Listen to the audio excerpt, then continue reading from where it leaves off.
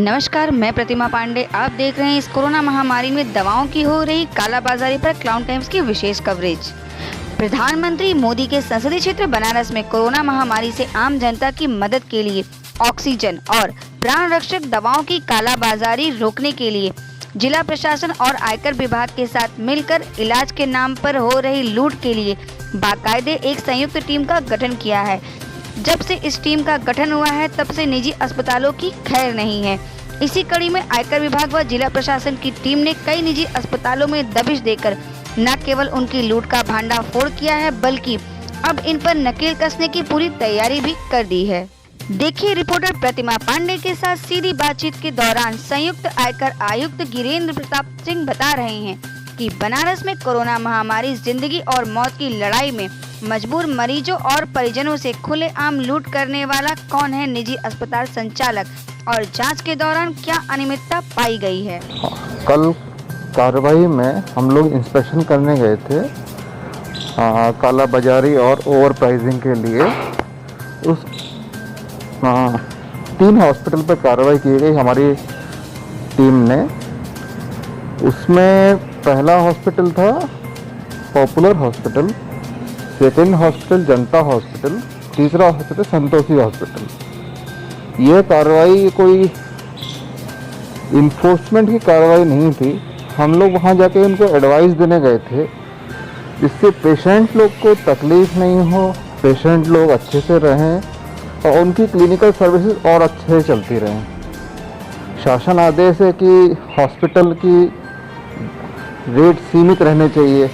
जैसे 1800 रुपये का पैकेज है, गवर्नमेंट का ऑर्डर है, उसमें consultation charges, visiting charges, supplies के चार्जेस, कोमॉर्बिडिटी हैं उसके चार्जेस सबके इकट्ठे साथ में हैं। जबकि अकाउंटिंग की मिसअंडरस्टैंडिंग की वजह से जो अस्पताल के मालिक हैं उनको तकलीफ़ हो रही है और वो लोग उनका अकाउंटिंग हल्का सा इरेगुलर हो रही है क्योंकि उनके पास भी भीड़ बहुत ज़्यादा है।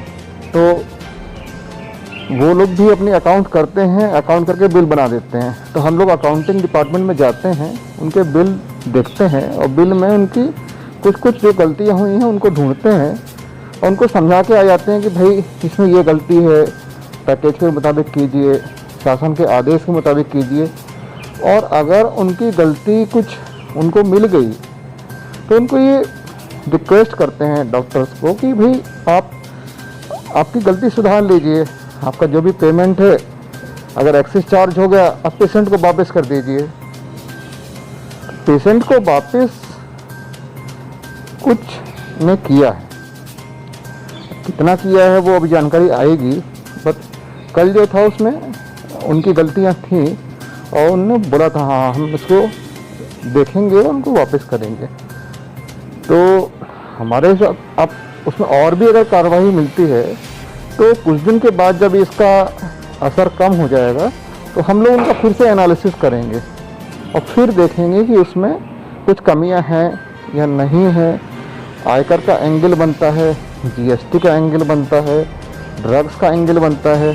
जिसका भी जो एंगल आएगा उसको नियम के मुताबिक उस पर कार्रवाई की जाएगी। जिला प्रशासन और आयकर विभाग की संयुक्त टीम जब अखरी स्थित जनता हॉस्पिटल में पहुंची तो वहां देखा कि 14 बेड वाले इस अस्पताल में कोरोना मरीजों से प्रति मरीज 35 से 40 हजार रुपए प्रतिदिन के हिसाब से वसूली हो रही थी और रेमडेसिविर इंजेक्शन लगवाने के एवज में 35 हजार रुपए लिए जा रहे थे।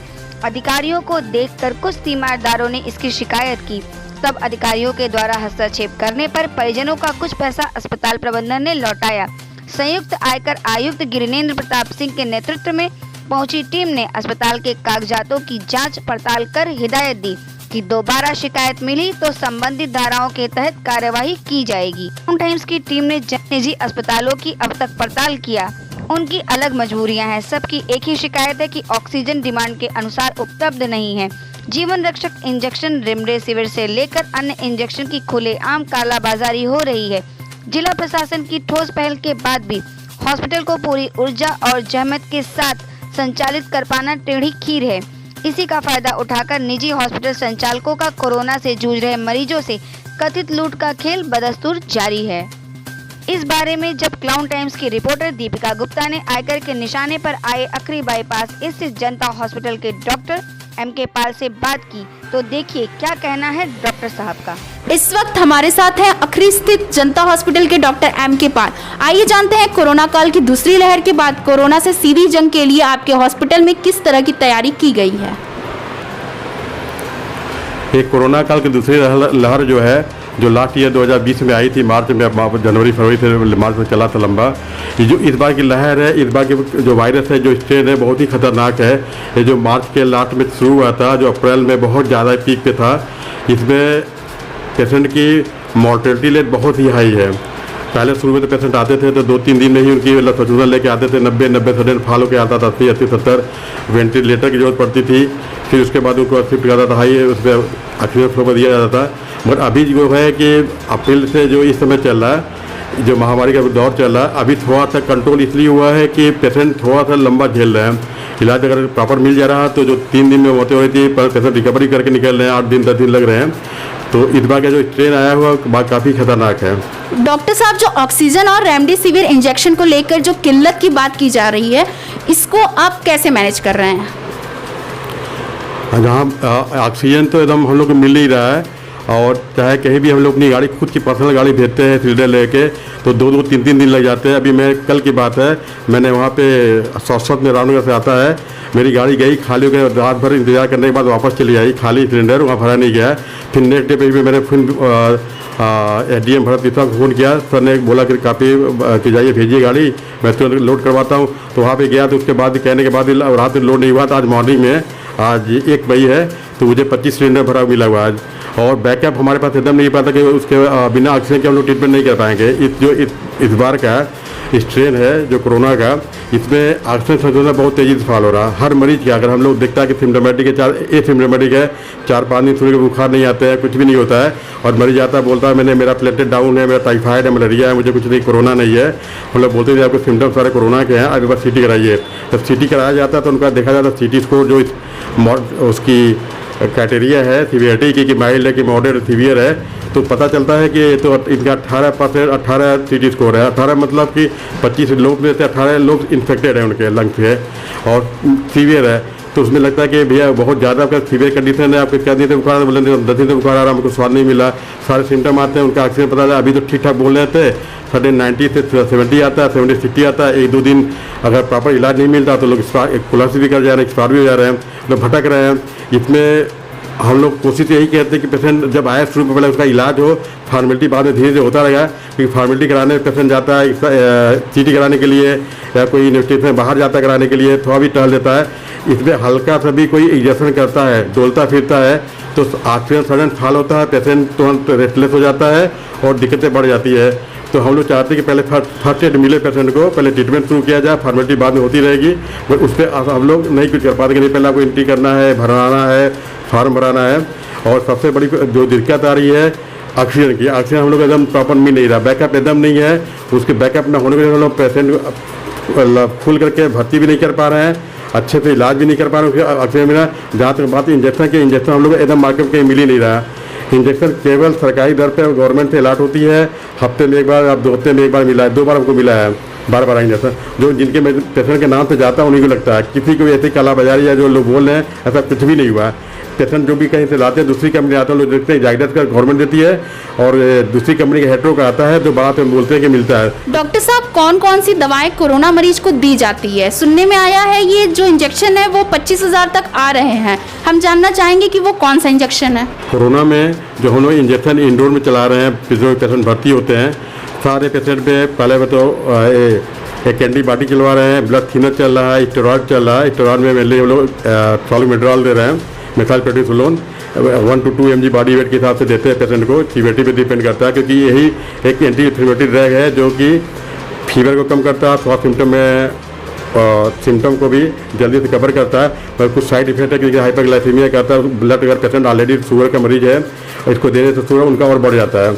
और जो कुछ सेकेंडरी बैक्टीरियल इन्फेक्शन भी बढ़ जाते हैं, उनके चांस ज़्यादा होते हैं। एक इम्यूनोथेरेपी ड्रग होती है जो पेशेंट बहुत क्रिटिकल होता है, बहुत सीवियर होता है, कि उसकी CT स्कोर बहुत ज़्यादा है 22-23 के बाद, तो टुकलीजुस्मैब आता है, इम्यूनोसप्रेसेंट ड्रग है, और हम लोग यूज नहीं करते हैं।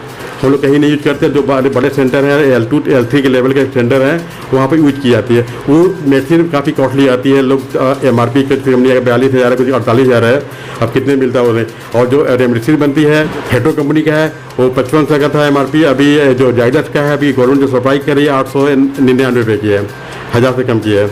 और ऐसी कोई मेडिसिन नहीं है जो कि इतनी महंगी है। केवल एक इम्यूनोसप्रेसेंट ड्रग है टोक्लीजुमैब, वही महंगी है 400 mg 800 mg। वो डिपेंड करता है, जब पेशेंट बहुत सीवियर हो जाता है, मल्टी ऑर्गन फेल हो जाता है, उसको दिया जाता है, लास्ट चांस वही होता है। वो दवाई कुछ कास्टली आती है, और सारी कंपनियाँ अपनी अलग अलग बनाती है, किसी के 40, किसी के 42, किसी 45। हम लोग कभी किसी पेशेंट यूज नहीं किए हैं, न करते हैं, क्योंकि वो टाइप के पेशेंट होता है हम लोग डिफर कर देते हैं हार्ट सेंटर पर। डॉक्टर साहब, चूंकि ये प्रधानमंत्री मोदी का संसदीय क्षेत्र है, तो जिला प्रशासन आपको किस तरह सहयोग कर रहा है, या आपको उनसे किस तरह की मदद चाहिए? हम लोग इस कोरोना काल में जो भी डॉक्टर हैं, फ्रंट वर्कर है, हेल्थ वर्कर है, या स्टाफ है, सारे स्टाफ छोड़ के भाग जा रहा है। क्योंकि इसी दौरान इस सेकेंड वेव में मेरा स्टाफ भी एक्सपायर हो गया कोरोना से शुरू में ही, तो सारे स्टाफ भी छोड़ के भाग जा रहे हैं। और जितने भी स्टाफ काम कर रहे हैं, या ड्राइवर हो या सप्लाई करने वाला ऑक्सीजन, सब लोग बहुत ही ज़्यादा अपना रेट बढ़ा दिए हैं। चाहे ऑक्सीजन वाला हो, चाहे अपने स्टाफ जितने हैं, सबकी सैलरी बढ़ा दी है। 3 गुना 4 गुना बढ़ाने के बाद ही सब स्टाफ तैयार हो रहे हैं करने के लिए काम। और कोई भी इंजेक्शन नहीं मिल पा रहा, दवाइयाँ नहीं मिल पा रही है। जो भी दवाइयाँ हम लोग बूढ़े साल मंगाते थे कि 20% रेट पे आता था, वो सब दवाइयाँ हम लोग को MRP में मिली है। चाहे डॉक्सीसाइक्लिन हो, चाहे पेपादिन टाइजोबैक्टम हो, चाहे मीरोपेनम हो, सारी दवाइयाँ, कुछ दवाइयाँ एकदम मार्केट में 60 है। जब OPD के पेशेंट हम लोग मिथाइलप्रेनिसोन लेते हैं, एकदम नहीं मिल रहा है, एकदम 60 है। अगर देता भी कोई है, किसी के पास 10-5 डब्बा है, हम लोग उठाते हैं तो बोलते भैया हम एक भी डील नहीं देंगे, न कोई डिस्काउंट देंगे, MRP पे देंगे। लगता है चले पेशेंट किसी का भला हो। या चाहे एंटीवायरल कोई फैबीफ्लू की मेडिसिन की बात कर लें, चाहे फ्लूविर की बात कर लें, सारी मेडिसिन मार्केट में 60 है। हम लोग अगर लेते भी हैं कि पेशेंट का हित हो जाए, जो पेशेंट OPD बेसिस पे हैं, आते हैं दवाई लेके घर जाते हैं, तो उसका अच्छा रिस्पॉन्स भी है। जितने पेशेंट अगर अर्ली स्टेज में चालू हो जाता है एंटीवायरल ड्रग, तो देखा गया है कि मैंने जितना देखा, मेरा अनुभव बता रहा है कि पेशेंट का कॉम्प्लिकेशन कम हो रहा है। पेशेंट का कॉम्प्लिकेशन बहुत ही कम हो रहा है, और पेशेंट कॉम्प्लिकेट नहीं हो रहे। उनको ICU की जरूरत नहीं पड़ रही है, उनको ऑक्सीजन की जरूरत नहीं पड़ रही है। मगर मार्केट में दवा है नहीं है। अगर है भी तो या तो ब्लैक में मिल रही है, या तो MRP में मिल रही है। प्रशासन से हम लोग चाहते हैं कि हम लोग को प्रॉपर अगर मेडिसिन मिल जाए, प्रॉपर ऑक्सीजन मिल जाए। अगर ऑक्सीजन वाला हम लोग बंदे जाते हैं गाड़ी लेकर के, सिलेंडर लेके, वहाँ जो टाइम स्लॉट बन जाए कि हमको इसी टाइम में जाना है, मेरा भरा जाएगा। सुबह बंदा जाता है बिना खाए पिए, वहाँ भाग के चला आता है कि हमको खाना पीना वहाँ कुछ नहीं मिलता है, और कहीं ढाबा में खा लो, होटल में खा लो, उसको 24 घंटे जाते हैं। वहाँ पर सुबह जाता है तो नेक्स्ट डे का नंबर आता है। और वहाँ पर जाने के बाद पता चला कि नहीं, कुछ बड़ी बड़ी गाड़ियाँ जी ज़्यादा सिलेंडर है, 50, 100, 200 पहले उनकी भरी जाती है। हम लोग को छोटा सेंटर है, 10-15 सिलेंडर जाता है। उसके बाद बोला था ये आपका बाद में होगा, काफ़ी टाइम टेकिंग प्रोसेस हो जाता है। फिर हम लोग का यहाँ सिलेंडर खत्म हो जाता है, बैकअप नहीं रहता, बड़ी परेशानी होती है कि क्या किया जाए। अब पता तो बोला जाता है तो वो लोग बोल के करते हैं, जल्दी थोड़ा हो जाता है, मगर टाइम टेकिंग बहुत है, बहुत ज़्यादा टाइम है। और दवा भी बहुत प्रॉपरली मिल नहीं पा रहा। कुछ दवाइयाँ ब्लड थिनर है, इनाक्साप्री मार्केट में है ही नहीं है। पहले जो कम में आते दाम में वो सब लोग दे भी रहे हैं, जिनके पास है जट हाई MRP भी दे रहे हैं, MRP भी दे रहे हैं, कोई डिस्काउंट डील नहीं दे रहे हैं। इसलिए अगर पेशेंट कह रहे हैं कि नहीं गवर्नमेंट रेट पर किया जाए ट्रीटमेंट, इसलिए कहीं भी किसी भी हॉस्पिटल में अगर देखा जाए तो जो आजकल गवर्नमेंट रेट निर्धारण किया गया कि इतना ही लेना है, इसके ऊपर नहीं लेना है, तो दवाइयाँ सब महंगी आ रही हैं, एक्शन महंगा आ रहा है, स्टाफ महंगे हो रहे हैं, इसलिए प्राइवेट थोड़ा सा कॉस्ट ज़्यादा जा रहा है। जब यही संयुक्त टीम ककरमत्ता स्थित पॉपुलर हॉस्पिटल पहुंची तो यहाँ भी कोरोना मरीजों के साथ इलाज में धन वसूली की शिकायत की गई थी। अधिकारियों ने काउंटर से भर्ती मरीजों का ब्यौरा, इलाज के बाबत हुए भुगतान के कागजात वाणिज्य कर विभाग ने पड़ताल करने के बाद जब्त कर लिया और अस्पताल इस बात को ताकीद किया कि लूट बंद होनी चाहिए वरना खैर नहीं है। आदित्य लांघे के नेतृत्व में सुंदरपुर स्थित संतुष्टि हॉस्पिटल में पहुंची तो यहां मरीजों से इलाज और जांच में दुगना पैसा लेने की शिकायत की गई थी। अधिकारियों ने अस्पताल प्रबंधन पर नाराजगी जताई और कागजातों की जांच पड़ताल भी की गई। टाइम्स की टीम ने जनता हॉस्पिटल से तो उनका पक्ष जान लिया, लेकिन सुंदरपुर स्थित संतुष्टि हॉस्पिटल के डॉक्टर संजय गर्ग और ककरमत्ता स्थित पॉपुलर हॉस्पिटल के डॉक्टर AK कौशिक से उनका पक्ष जानने के लिए फोन किया गया तो किन्हीं कारणों से उनका फोन नहीं उठा।